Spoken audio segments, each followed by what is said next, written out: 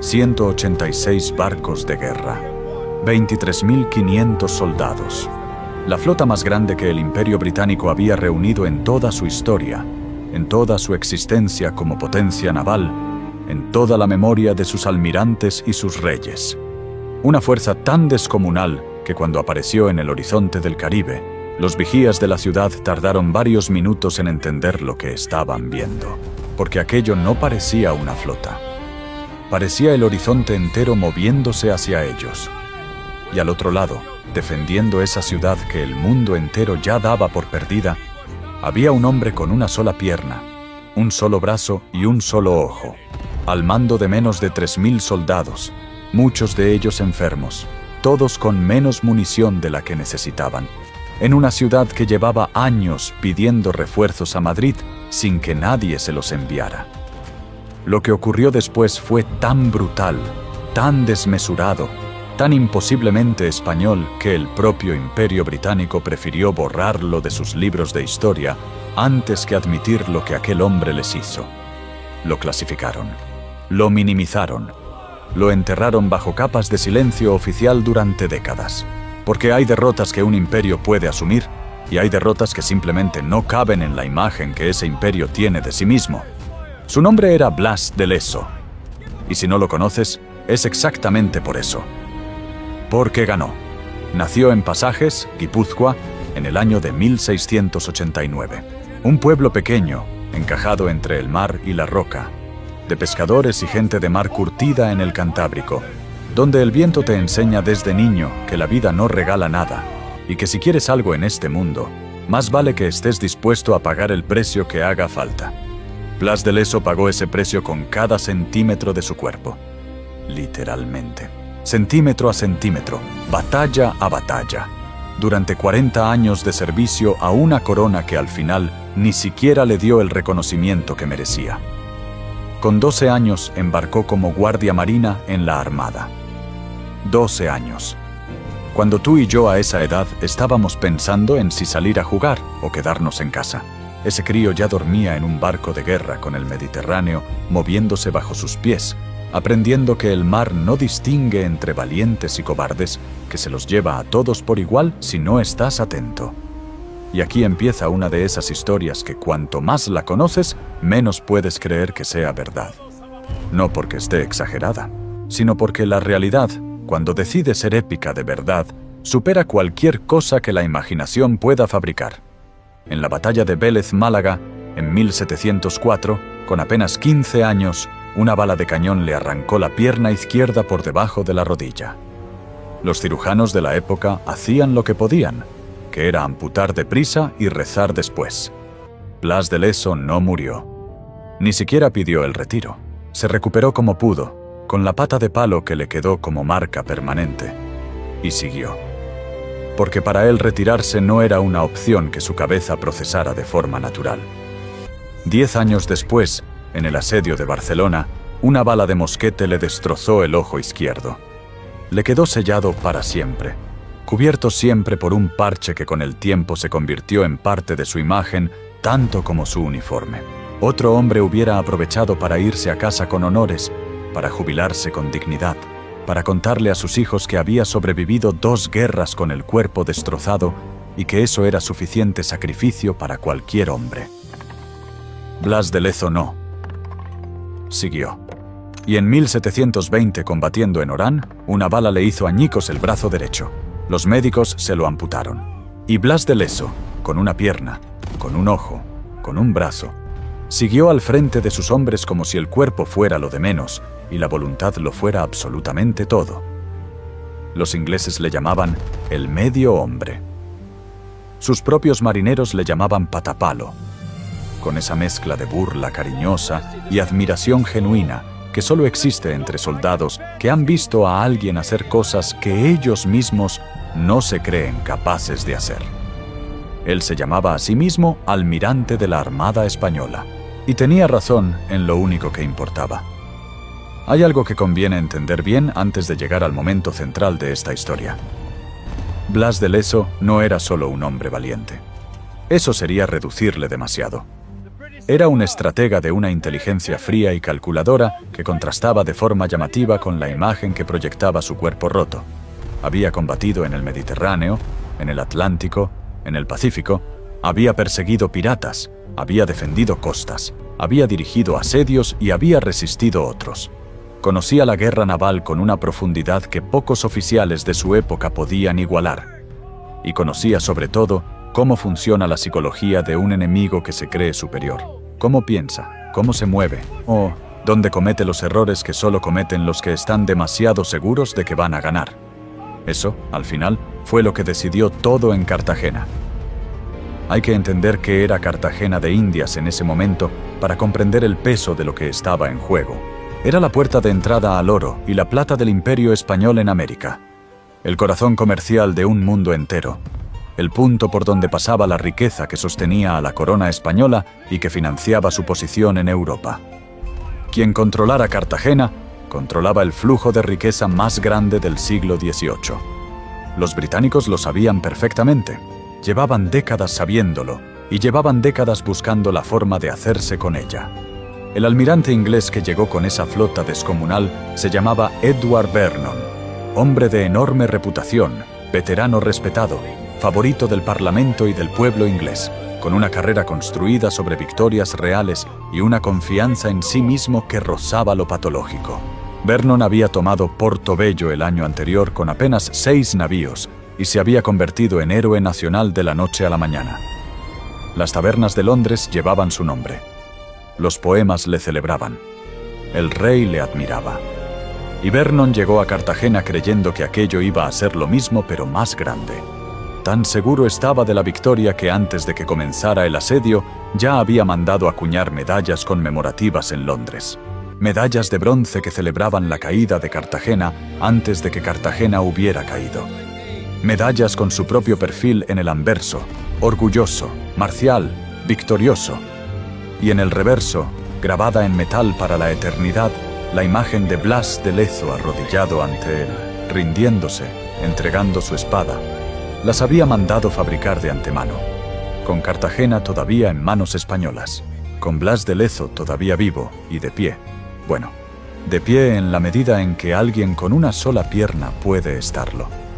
Yo no sé cómo explicarte exactamente lo que siento cada vez que pienso en ese detalle, en esa arrogancia tan monumental, tan ciega, tan absolutamente convencida de sí misma que ni siquiera concebía la posibilidad del fracaso.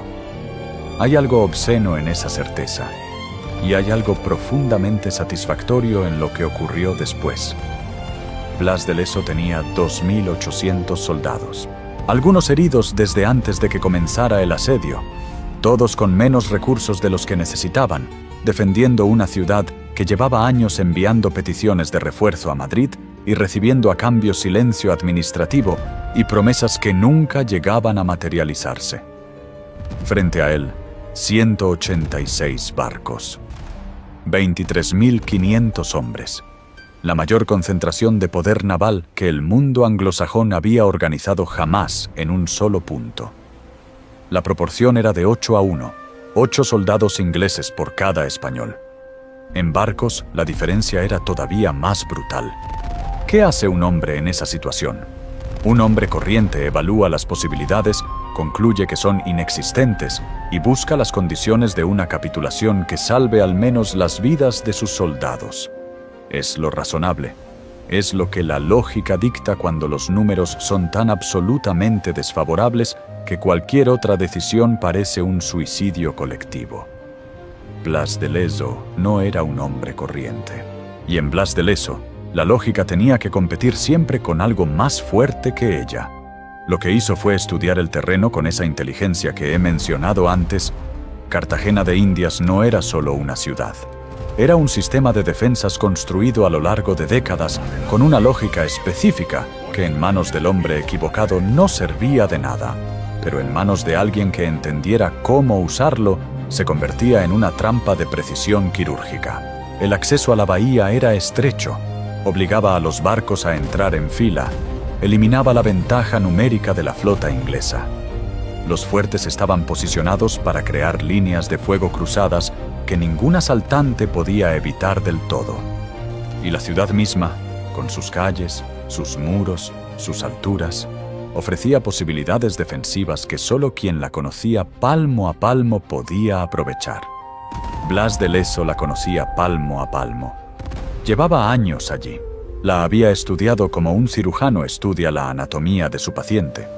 Sabía exactamente dónde era fuerte, dónde era débil, y cómo convertir esa debilidad aparente en una invitación al desastre para quien la atacara sin saberlo.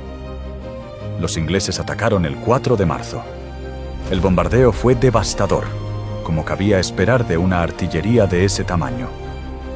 El fuerte de San Luis, primera línea de defensa en la entrada de la bahía, cayó después de varios días de combate. Vernon envió despachos a Londres anunciando que la victoria estaba al alcance de la mano.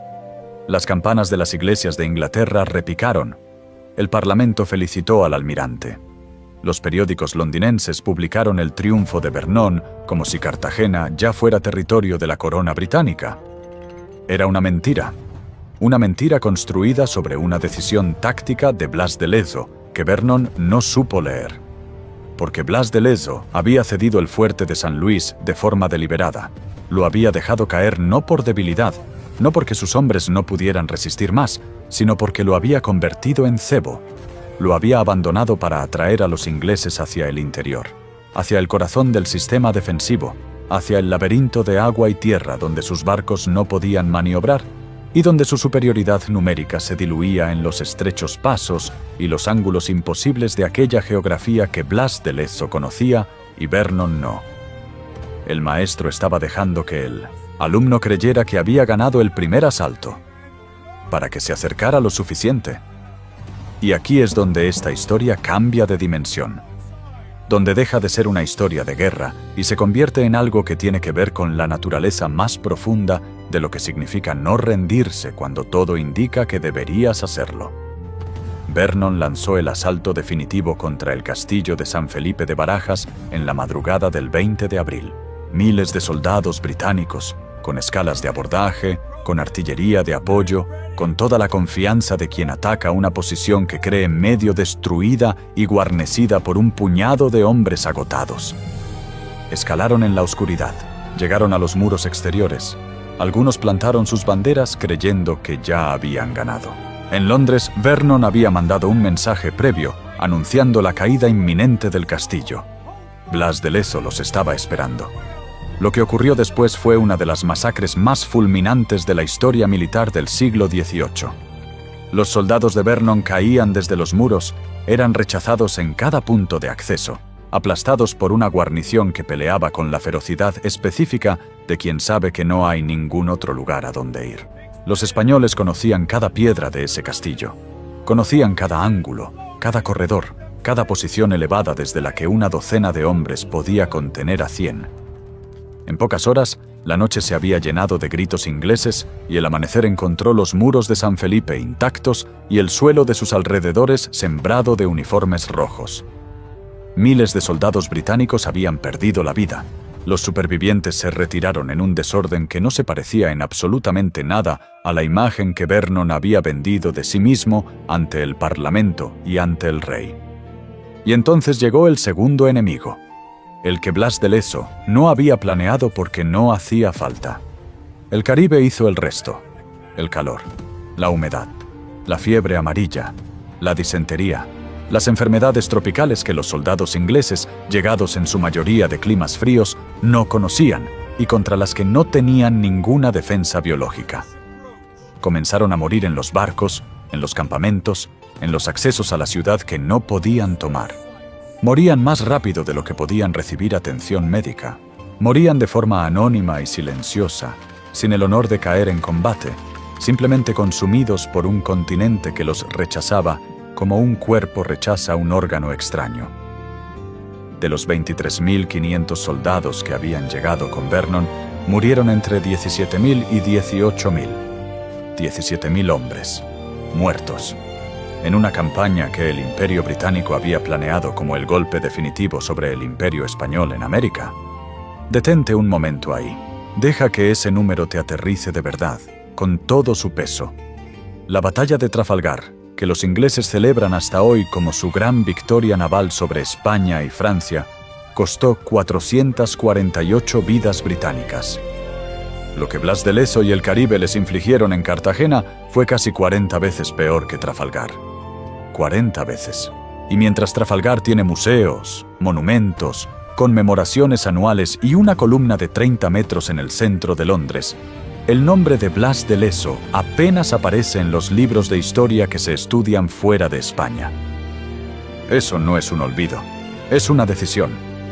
Vernon se marchó en mayo, sin Cartagena, sin gloria, con su reputación hecha pedazos de una forma tan completa que nunca logró recuperarla del todo, y con las medallas conmemorativas que había mandado fabricar antes de la batalla, esas medallas con Blas de Lezo, arrodillado, rindiéndose ante él, convertidas en el objeto más ridículo y más caro que el Imperio Británico había producido en todo el siglo.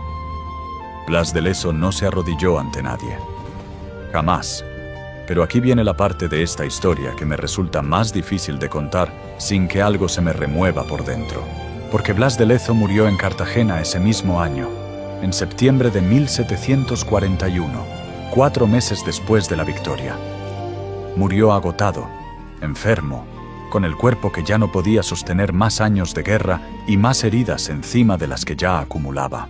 Murió con 52 años, que en un cuerpo que había recibido lo que recibió el suyo, equivalían a muchos más.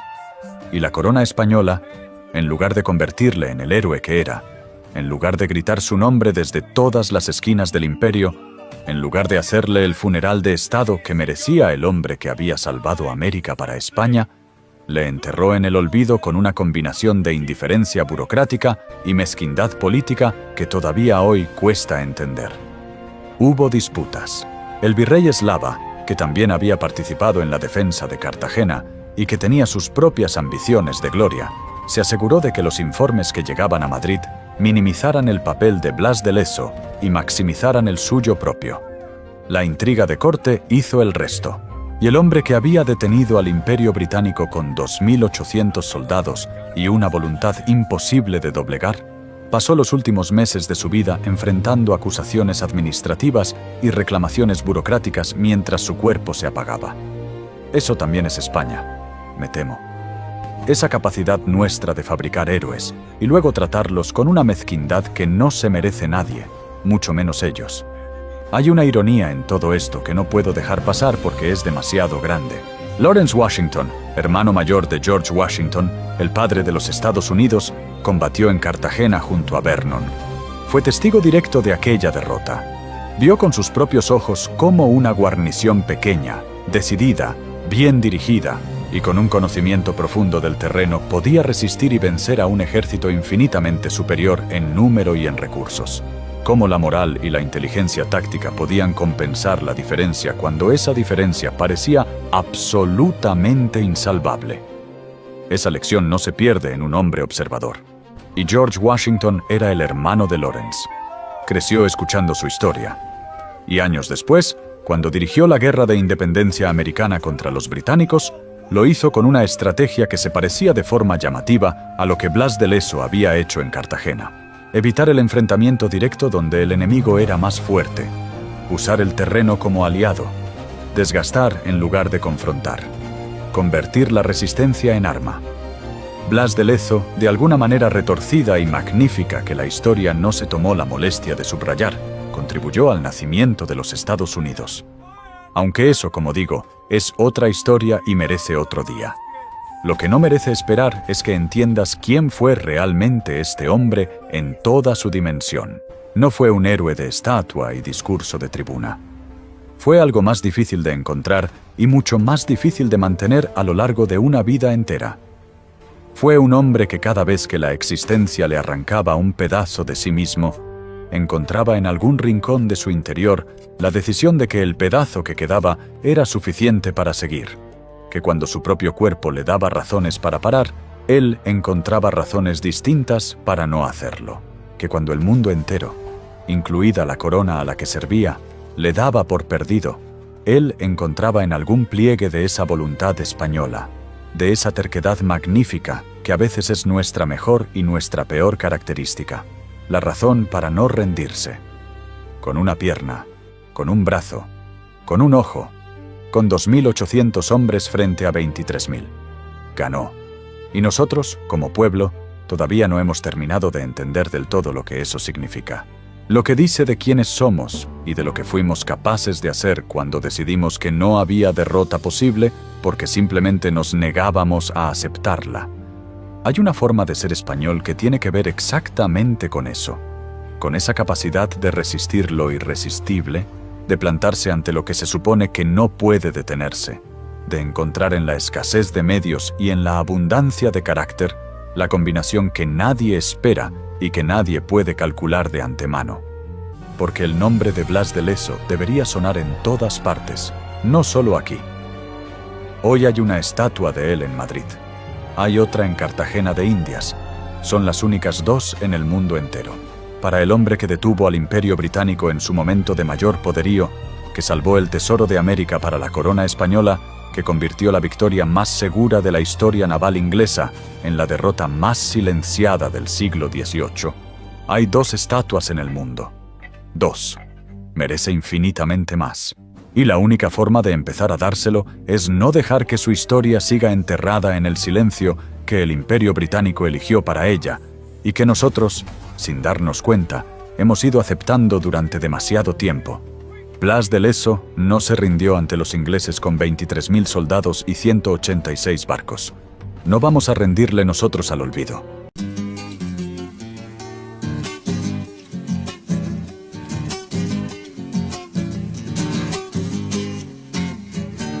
Cinco colores tiene la luna al agua, que digo la luna al agua.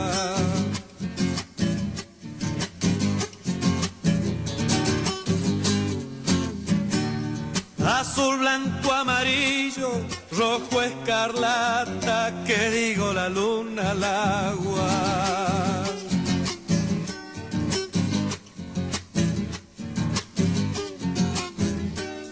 Yo he visto un ciervo herido bañar su frente, que digo bañar su frente.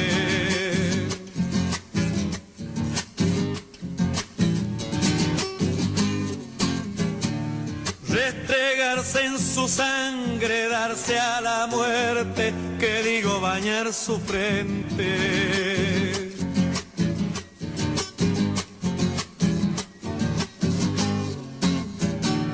Y este es el triunfo, niña, de los varones que dicen sus intenciones.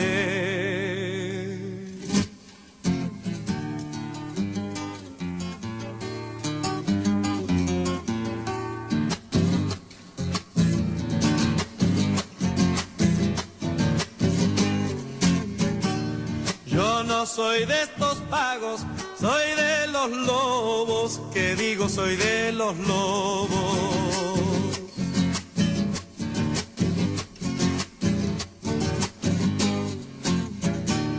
Yo no vivo con nadie, yo vivo solo, que digo soy de los lobos.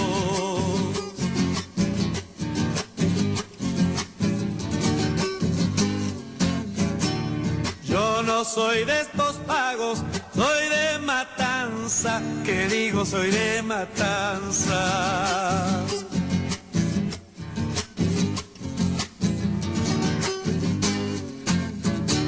Soy viejo colorado de vincha y lanza, que digo soy de matanza.